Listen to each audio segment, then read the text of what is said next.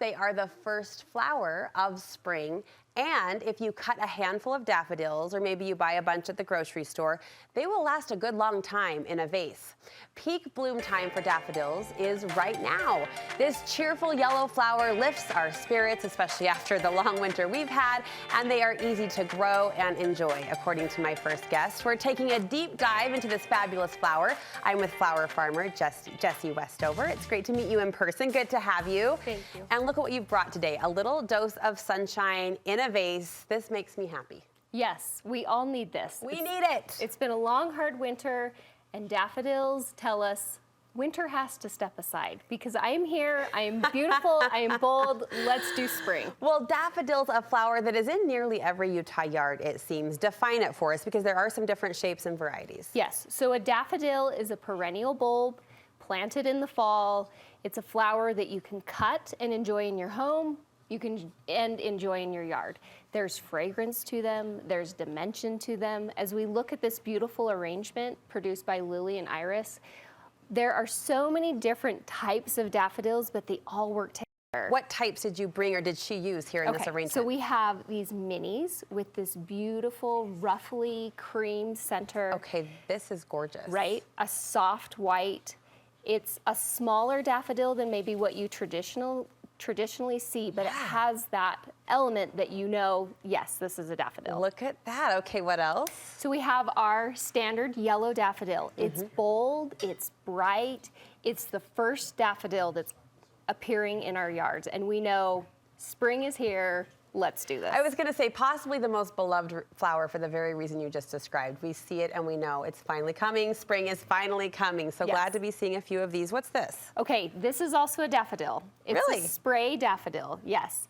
It's very interesting that from one stem, it explodes on the end in texture and this light, airy movement to it. Yeah. Right, it's tiny, it's delicate, but it adds so much when it's accompanied with other daffodils that you're thinking, wait a minute, where is this coming from? Yeah, the different size certainly throws the eye, but there's also a movement to it as it's going like this way or that adds personality. And here we have more of our standard variety. Yes.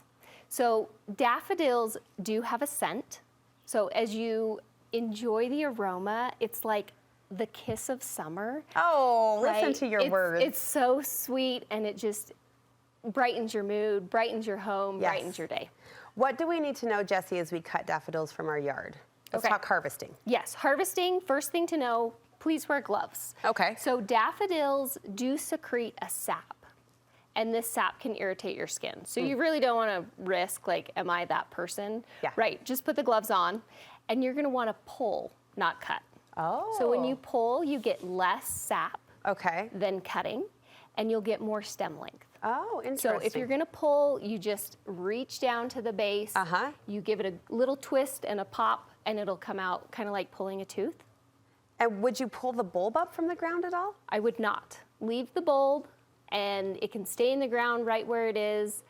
You'll have some foliage left over, and it will eventually brown, and then you'll cut that foliage back. But pulling, as you say, won't hurt the bulb? Nope.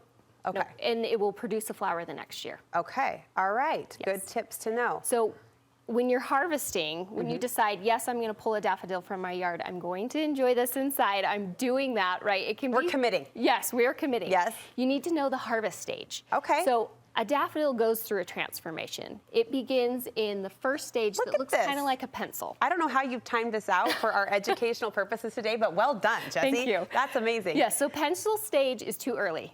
It's exciting, and you're like, oh, I want to do it. Yeah. But if you do I'm tempted, but don't. Yeah, because it will never turn into anything more than a pencil. Okay. Right? The next is gooseneck, so it's starting to, it will literally be like facing down, looking like a goose's neck. And it has this papery sheath that will begin to pull back. You're so close at that point. Keep checking. But keep waiting. Yes, it's like patience, right? So once the papery sheath has come back, the color has popped, that's when you'd want to harvest for the longest So right here. Yes. I'm going to pull, not cut. Yes. And I'm going to put it in clean water in a vase, and then it will eventually go here? Yes, it'll start to move to that point. So if you want the longest vase life, you are pulling at that stage, you're getting 5 to 7 days. If you're harvesting later, right, you're just a little late. See, I'm so grateful for this demonstration because I wouldn't harvest too early. The green would scare me off, but I would wait. I wouldn't pull at that point. So that's so good to know. So you can wait, and you can even, if it's full open, you just won't have as many days in the vase. And we want to milk as many days as we can and get the best out of these blooms as we pull them inside. As a cut flower farmer, what do we need to know to grow these? Okay, to grow them, we need to know first to condition them. So once we've harvested, you're going to need to put them in water, separate from any other flowers because of the sap. Okay. The sap will decrease the life of the other flowers. So they have to play alone. Yes, play alone for a short time, about a 4-hour window. After that 4-hour window, feel free to arrange with them, do what you need to, but if you decide to make a fresh cut when you're making your arrangement.